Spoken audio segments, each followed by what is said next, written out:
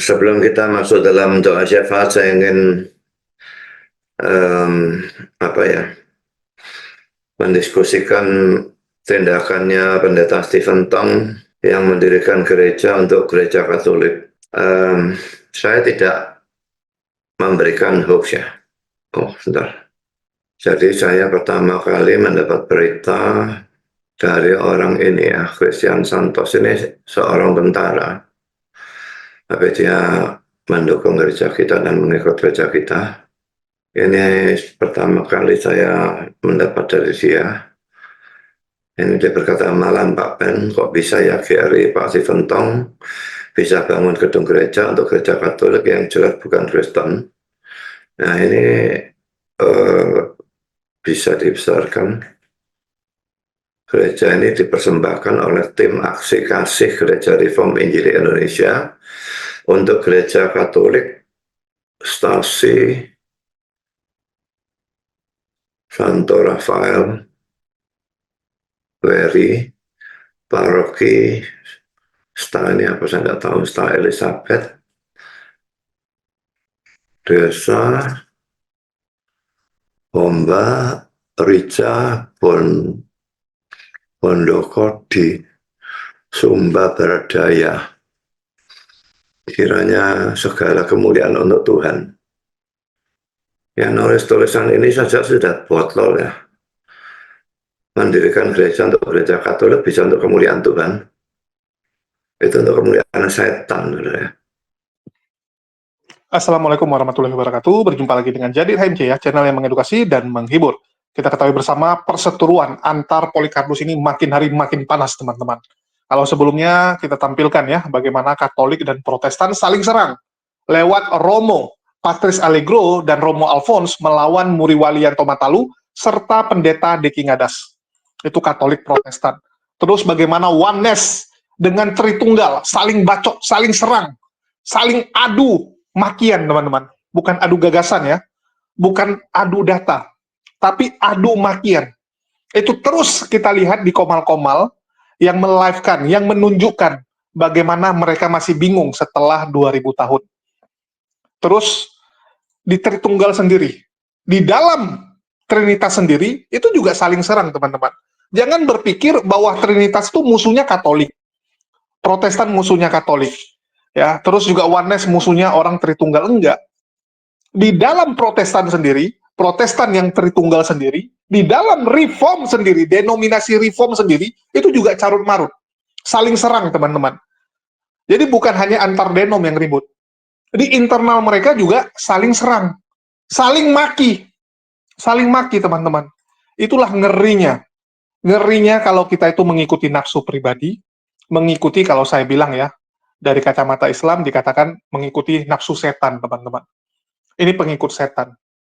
Karena mereka merasa paling benar, merasa paling suci, merasa paling mengerti Tuhan, sehingga mengatakan pengajar-pengajar yang lain itu sesat, setan, dan sebagainya. Itulah yang dibilang apa? Mencuri domba, teman-teman.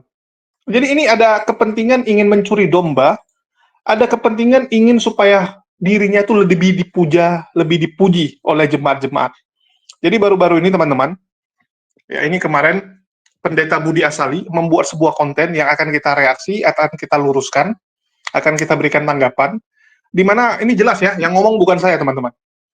Pendeta Stephen Tong mendirikan gereja sesat. Wih, Budi Asali, teman-teman. Yang ngomong Budi Asali. Ya, ini channel Pak Budi Asali langsung. Kita tahu Pendeta Budi Asali ini berasal dari denominasi Reform, sedangkan Pendeta Stephen Tong juga dari Reform. Bahkan kalau kita bertanya kepada orang umum, kita tanya sama jemaat umum, kamu kenal nggak dengan Pendeta Stephen Tong? Kenal. Apa yang kamu ketahui dari Stephen Tong? Ini bosnya Reform, kan gitu. Bosnya Reform.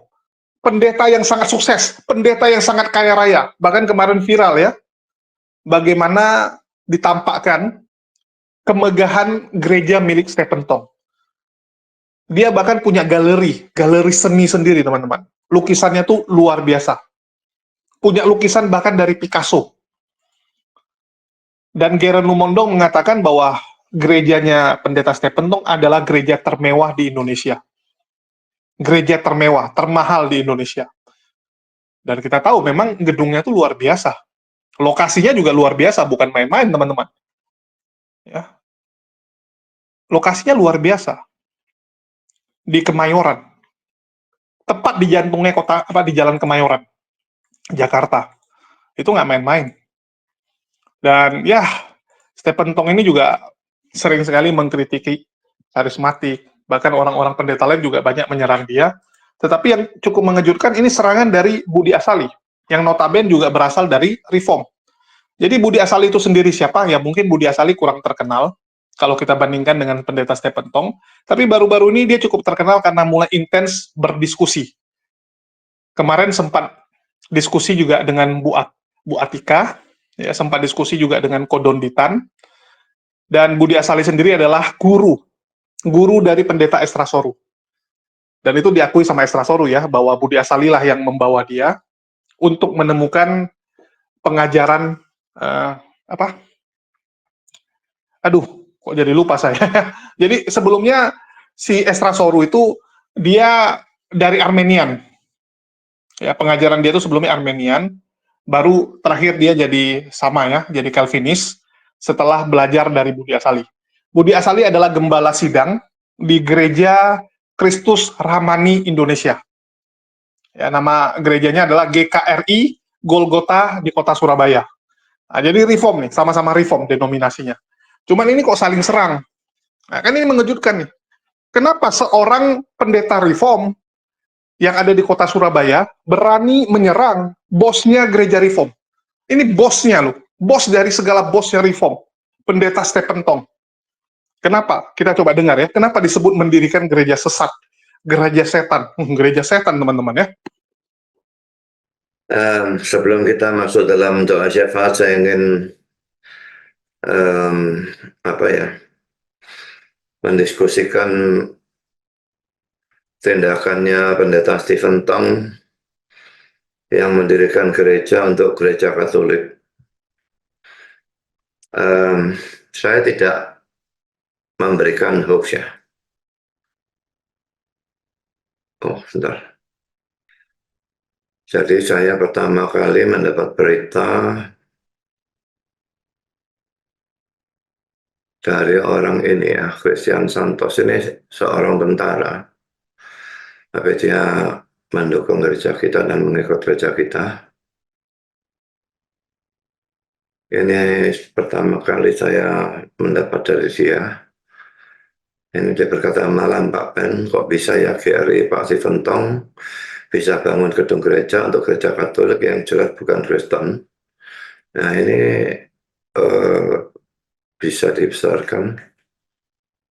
Gereja ini dipersembahkan oleh tim aksi kasih Gereja Reform Injili Indonesia untuk gereja Katolik Stasi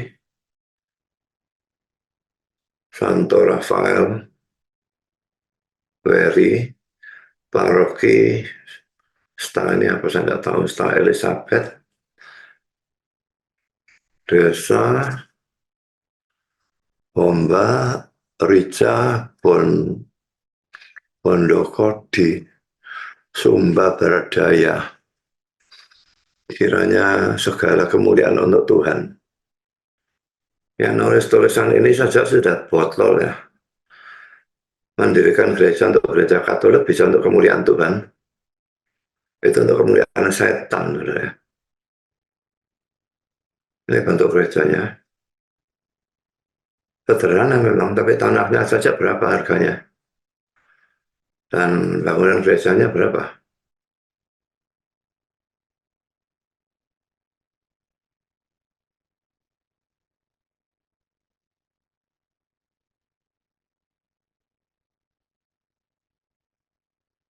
Dan ini diambil dari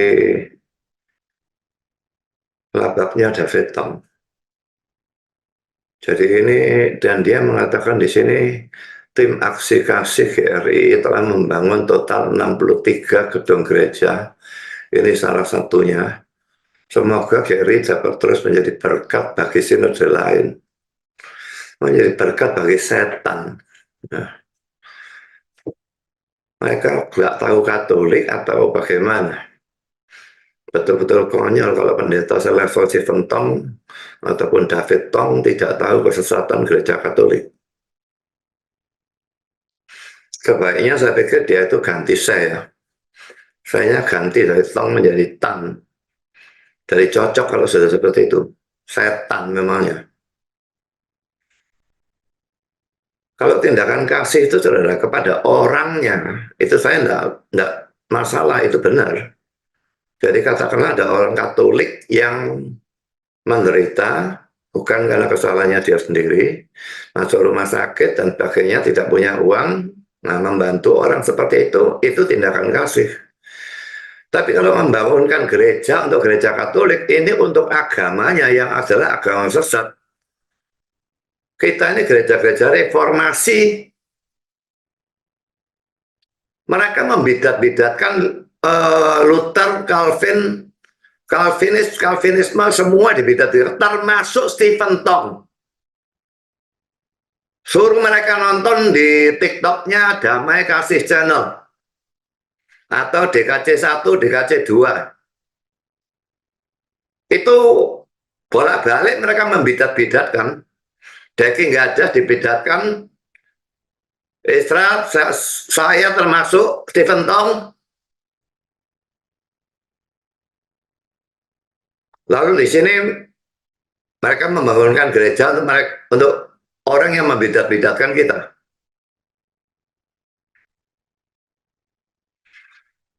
Jadi saudara yang termasuk jemaat GRII, saudara lihat kalau saudara memberikan persembahan pada gereja GRII ini, gereja duit saudara digunakan untuk apa?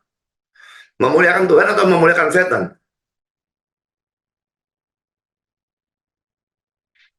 Kalau saya jadi jemaat GRI, saya berhenti memberikan persembahan pada GRI. Kalau gereja duitnya dipergunakan seperti ini.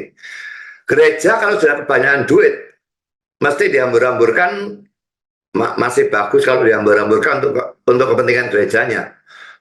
Misalnya Natal, pesta besar-besaran, tapi untuk gereja sendiri masih mending kalau seperti itu. Tapi ini dihambur-hamburkan untuk membangun gereja sesat. Dan 63 gereja itu gereja yang lain, gereja apa? Bentar lagi dia membantu gereja Advent, Saksi Yehova, dan sebagainya. Ini tindakan kasih. Mereka mungkin tidak mengerti apa itu kasih ya.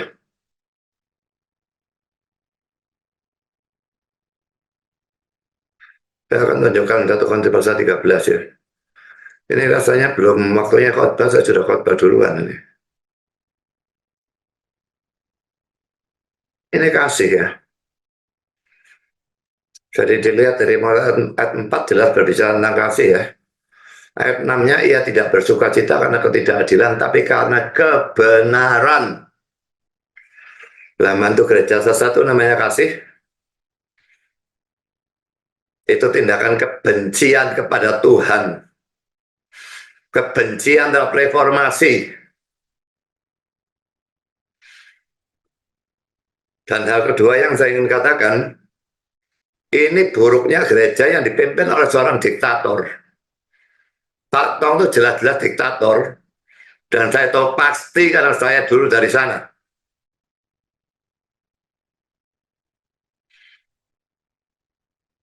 Kalau kita memang punya majelis dan kita saya bukan diktator, dan saya mau membangun suatu gereja untuk gereja Katolik, pasti akan ada pro kontra, dan pasti ada yang menentang,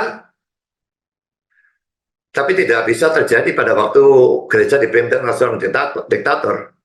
Dia tidak minta izin majelis atau apapun, tidak ada yang berani menantang dia.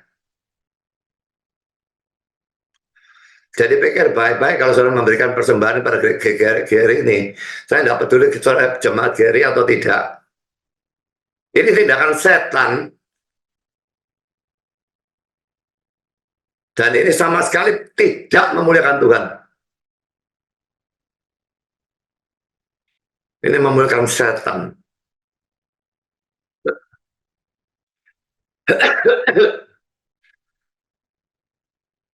orang yang sudah ikut PA saya yang sampai 25 session tentang perbandingan Protestan dan Katolik dan belum selesai itu. Kalau saudara sudah mengikuti itu dan masih mendukung Stephen Tang, saudara sendiri bidat.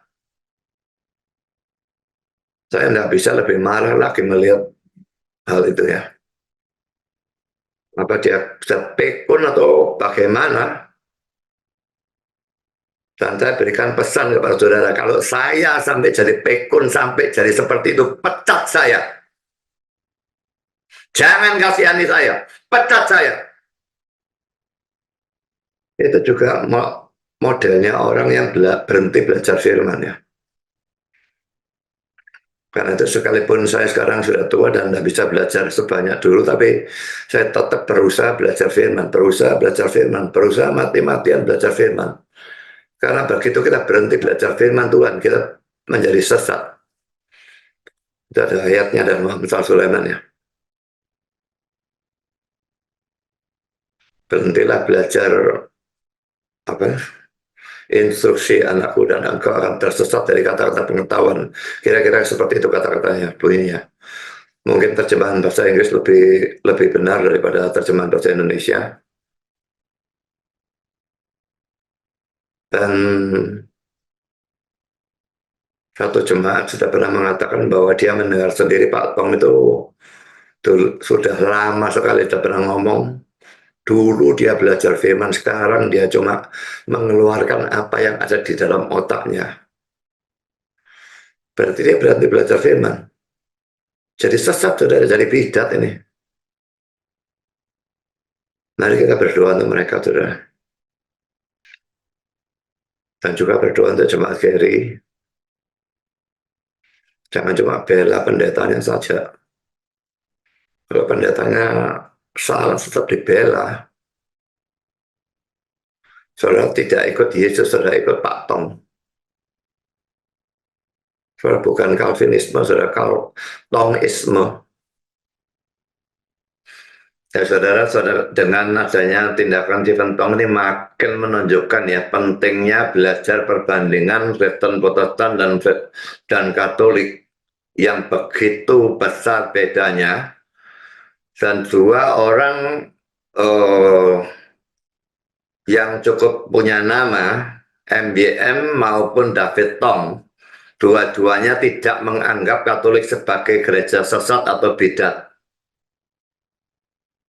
Kalau mereka memang tahu ajaran gereja Katolik, mestinya mereka akan menganggap bidat. Kalau orang sudah tahu gereja Katolik itu mengajar bagaimana, tapi tetap anggap bukan bidat, ya mereka memang bidat. Yang tidak menganggap bidat itu yang bidat.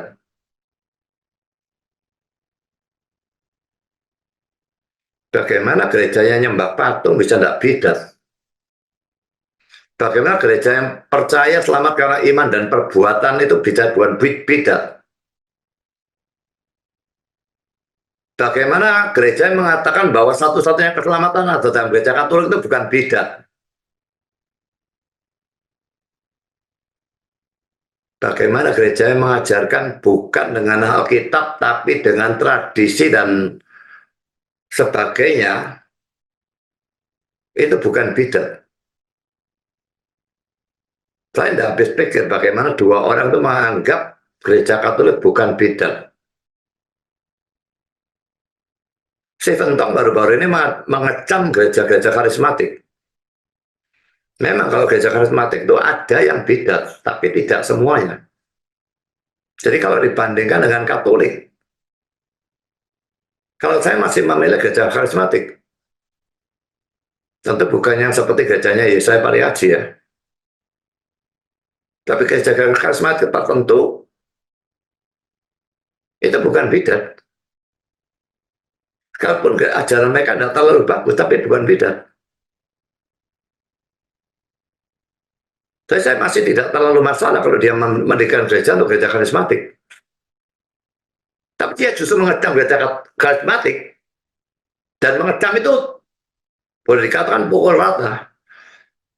Tanpa memberikan pembedaan. Tapi sebaliknya dia nyumbang gereja Katolik. mendirikan gereja. Dia yang harus dikecam. Macam karismatik, dirinya sendiri bidat. Yang belum ikut pelajaran Roma Katolik versus Protestan itu, ikuti YouTube-nya mulai session yang pertama sampai akhir. Supaya jangan saudara jadi goblok seperti orang-orang dua itu. Banyak teman-teman bertanya, kok tumben saya nggak ikut dalam penjemputan Bang Zuma, terus juga tidak ikut di acara API ya, acara ulang tahun API, dan sekaligus di sini saya umumkan teman-teman, mohon waktunya sebentar ya, mohon waktunya sebentar, di mana saya ingin mengumumkan yang pertama ya, kenapa saya tidak hadir, lantaran ada kasus yang harus saya bereskan. Dan sebagian teman-teman mungkin sudah tahu dengan melihat postingan saya di kolom komunitas. Jadi untuk kesekian kalinya teman-teman, saya harus hadir ke Polda Sumatera Utara untuk memenuhi panggilan. Kembali memenuhi panggilan seperti yang saya lakukan tahun lalu. Jadi kemarin tanggal 19 Agustus itu panggilan yang pertama sekali untuk tahun ini. Terus ini tanggal 12 September untuk kedua kalinya. 12 September ini untuk kedua kalinya. Di tahun ini teman-teman. Tahun ini saja. Kalau tahun lalu, wah panjang teman-teman. Jadi bagi teman-teman yang belum tahu dan baru ikut channel ini, sekilas info saya kasih tahu. Jadi channel saya itu sebenarnya adalah Hidayah Mu'alaf Channel. Ini channel utama saya. Dan ini channelnya sudah tidak bisa saya gunakan untuk sementara, di mana channel ini disita oleh pihak Polda Sumatera Utara sejak tahun lalu. Kalian bisa lihat, postingan terakhir yang terbaru adalah 1 tahun lalu. Postingan terakhir 1 tahun lalu. Jadi channel ini disita oleh pihak Polda Sumatera Utara, lantaran dianggap sebagai barang bukti dalam kasus yang sedang menimpa saya. Posisi kasusnya gantung. Kasus tahun lalu gantung sampai sekarang, sehingga ya channel tersebut tetap disita. Dan ini cukup mengejutkan ya. Sudah 1 tahun belum beres. Terus tahun ini kembali teman-teman, ya, kembali ada upaya ingin supaya channel saya ini bisa disita lagi, dan juga tentu saja target utamanya ya memenjarakan saya, kan begitu. Target utamanya tentu saja kalau bisa kamu masuk penjara. Itu yang diinginkan oleh Polikarpus. Ya, teman-teman bisa lihat ini surat panggilan kepada saya tanggal 12 September ini yang kemarin. Ya, ini panggilan yang untuk 12 September 2024. Ini sepelindiknya, teman-teman bisa lihat ya. Ini surat perintah penyidikan SP Sidik, ini saya tutup nomornya. Tapi di sini teman-teman bisa lihat tahun 2024, tanggal dikeluarkan Juli 2024. Ya, jadi ini adalah sprindik baru. Beda dengan yang tahun lalu. Kalau tahun lalu kan 2023. Yang ini untuk 2024, teman-teman. Jadi berturut-turut. Tahun lalu belum selesai, tambah lagi tahun ini. Tentu saja target mereka adalah memenjarakan saya. Kan begitu. Targetnya kalau bisa ya ini harus disingkirkan gitu kan, karena dianggap sebagai halangan, dianggap berbahaya bagi mereka. Ya. Terus kalau kita lihat teman-teman, ini ada beberapa pertanyaan yang sering sekali ditanyakan oleh teman-teman semua ya kepada saya. Terus apa saja pertanyaan tersebut? Yang pertama, apa tidak ada bantuan dari Yayasan Islam atau teman-teman apologet? Tentu saja yang duluan tahu tentang pemanggilan saya, tentang kasus saya ini adalah teman-teman dari apologet. Tetapi ya kita cuma bisa menyampaikan, kita cuma bisa meminta bantuan dari teman-teman dan juga yayasan-yayasan Islam. Tetapi setiap orang, setiap yayasan tentu saja punya kesibukan dan kepentingan masing-masing. Sehingga alhamdulillah sampai sekarang ya, saya masih bisa melewati semua dengan bantuan Allah. Jadi mereka punya kesibukan. Kita cuma bisa minta tolong, mereka tolong syukur, nggak mereka tolong, ya udah, mau gimana kan begitu. Kita cuma bisa meminta. Dan dari awal saya sudah tekankan bahwa saya tidak pernah berharap sama manusia. Karena kalau kita berharap sama manusia, yang ada hanya sakit hati. Jadi kita hanya berharap sama Allah, dan alhamdulillah Allah berikan channel yang tidak kalah bagus dibandingkan channel pertama saya. Jadi Jadid HMC ini, alhamdulillah ya, cukup besar dan punya pendukungnya. Jadi alhamdulillah Allah masih berikan saya teman-teman yang baik, penonton-penonton yang baik, yang mau mensupport apa yang saya lakukan. Jadi, itu sih. Terus bagaimana dengan pengacara muslim, masa nggak ada yang maju? Alhamdulillah banyak tawaran, teman-teman. Tapi saya punya sedikit trauma, dan mungkin memang saya yang lagi sial. Tahun lalu saya pakai bantuan dari teman-teman. Dari bantuan pengacara-pengacara yang mengajukan diri secara pro bono, artinya gratis. 2 kali saya dipanggil, tetapi pas hari H, pengacara tersebut tidak hadir. Dan salah satu yang paling fatal adalah saat polisi ingin menyita channel HMC. Pengacara saya tidak datang, jadi saya kebingungan, terpaksa saya serahkan channel tersebut, padahal secara prosedur, polisi yang ingin menyita, itu wajib ada surat dari pengadilan. Tapi karena saya tidak tahu, ya udah saya serahkan. Itu salah satu penyesalan saya, kenapa ya, saya sampai tidak didampingi oleh pengacara. Sehingga tahun lalu punya pengalaman, itu menjadikan saya lebih kuat di tahun ini. Dan saya memilih membayar yang profesional saja. Lebih mahal nggak apa-apa, tetapi yang namanya profesional ya, kita kan bisa tekan, kita bisa meminta hak-hak kita. Jadi saya memilih membayar pengacara saja, daripada yang bantuan dari teman-teman ya, mohon maaf. Terus kenapa saya yang selalu diserang? Ya karena saya mengkritik, dan saya menyerang pribadi mereka, oknum mereka. Saya nggak pernah mau menyerang agama. Yang saya serang adalah Polycarpus, oknum-oknum yang merusak agama Kristen, merusak toleransi di Indonesia. Sehingga mereka marah, karena dianggap saya menyerang periuk atau ladang penghasilan mereka. Sehingga bunuh-bunuhan pun jadi bagi mereka. Terus, ya, kenapa selalu Polda Sumut? Saya nggak ngerti. Tahun lalu Polda Sumut, tahun ini juga Polda Sumut. Ini cukup mengejutkan. Jadi bagi teman-teman, biar kalian tahu ya, kalau tahun lalu tuh yang melaporkan saya siapa? Jadi yang melaporkan saya itu adalah ini, Frankie Manalu. Siapa itu Frankie Manalu? Frankie Manalu, kalau teman-teman lihat ya, ini adalah ini Ketua Umum LBH MOSI yang mengurusin kasus Rudi Simamora. Ya nih, kasus Rudi Simamora LS. Jadi dia adalah kuasa hukumnya Rudi Simamora, alias anak Batak, yang sebelumnya viral karena menghujat Allah, dan itu yang viralkan adalah saya. Karena saya yang viralkan, Rudi Simamora masuk penjara, dan mereka marah. Ya, mereka marah sama saya, sehingga ya gimana cara kamu harus masuk, kan begitu. Ya. Jadi inilah yang terjadi tahun lalu, dan sebenarnya kok tahun ini bisa kembali mencuat, kembali muncul kasus baru. Tahun ini ya bisa dibilang di bulan 4 kemarin ya, saya akan membongkar Gilbert Lumondong. Karena saya bongkar pendeta Gilbert, itu viral. Bahkan Gilbert minta maaf. Gilbert mengatakan dia lompat pagar, dan itu tentu saja pukulan telak bagi Polycarpus. Satu hal yang memalukan menurut Polycarpus, sehingga siapa yang harus jadi kambing hitam? Ya, mereka kembali menargetkan saya, karena saya dianggap bertanggung jawab atas Gilbert Lumondong yang babak belur. Ya, karena saya yang viralkan, saya yang angkat berita tersebut. Jadi ada upaya kembali ya untuk menyerang saya, dan mereka dapat angin segar. Karena penonton Gilbert, donatur Gilbert kan kaya-kaya. Kaya-kaya, teman-teman. Jadi angin segarnya lagi berembus. Ya, terus kalau tahun ini apakah beda penyidiknya dengan tahun yang lama? Jadi tahun ini ada perubahan, teman-teman ya. Jadi tahun ini penyidik namanya Pak Sitepu, terus kanitnya Pak Aritonang, dan di sini adalah Wadir ya, Wakil Direktur Reserse Kriminal Khusus, yaitu Jose Fernandez. Ya, Pak Fernandez.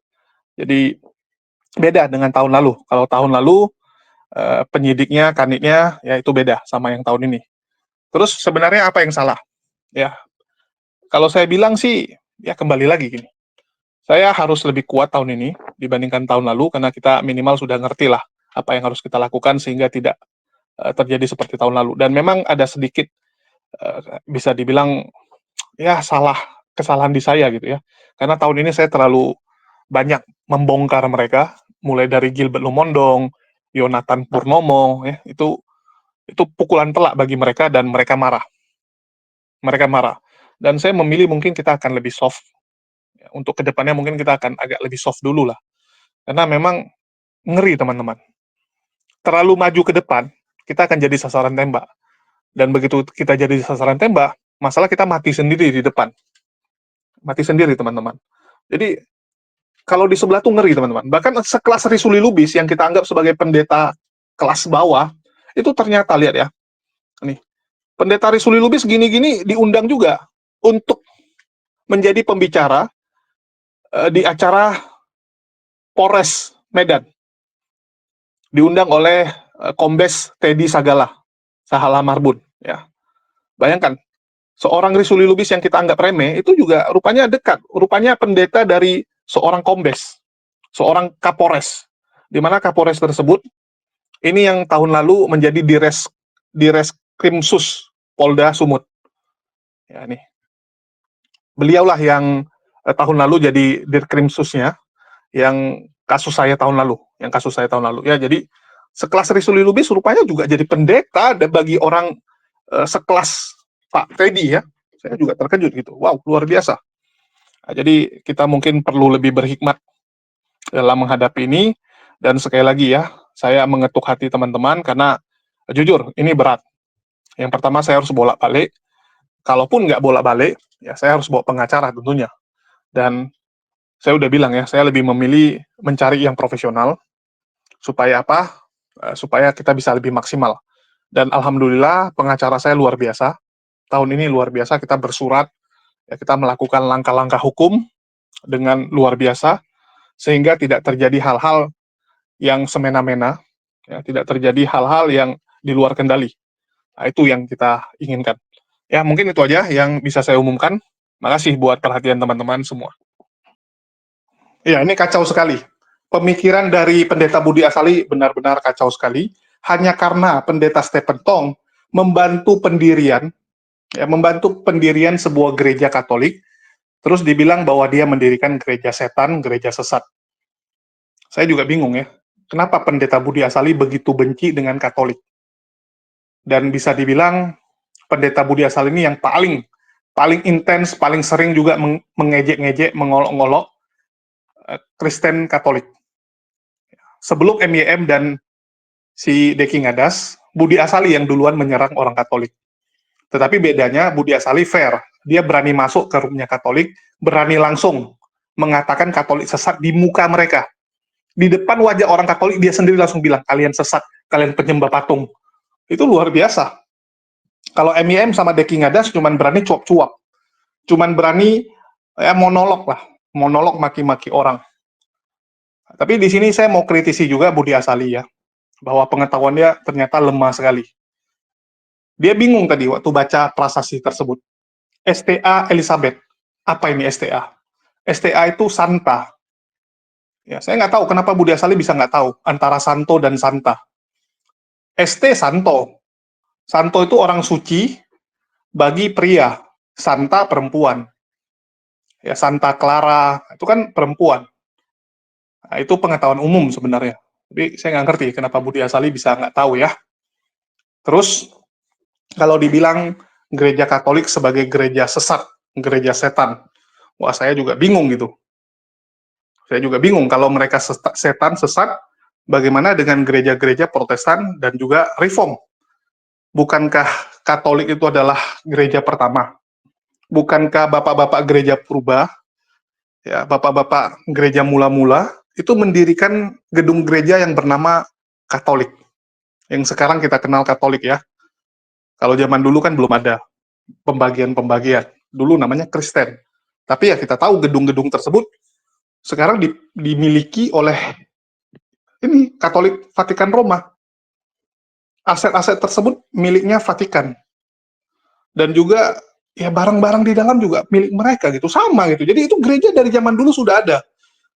Ya, bahkan menurut mereka, menurut orang Katolik ya, bahwa gereja mereka itu kan apostolik, rasuli, ya. Mereka gereja yang rasuli dan apostolik. Artinya sanadnya itu bersumber langsung dari Petrus. Gereja mereka didirikan oleh Petrus, terus turun sampai ke Paus Fransiskus yang sekarang. Apakah Petrus mendirikan gereja sesat, mendirikan gereja setan? Apakah seperti itu? Ini coba direnungkan. Karena mengatakan gereja Katolik itu sesat, setan, itu sama saja kalian mengingkari semua pengajaran Kristen. Suka tidak suka, Protestan itu hasil, hanya mencomot, hanya mengambil apa yang sudah dibuat oleh orang Katolik. Nggak ada Katolik, nggak akan ada Protestan. Jadi tolong dihargai. Kalau kalian mengatakan bahwa Katolik salah, sesat, gereja setan, maka kalian apa? Kalian anak gereja setan, kan gitu. Simpelnya seperti itu aja. Kalau kalian bilang gereja Katolik itu gereja setan, kalian cucu cicit setan.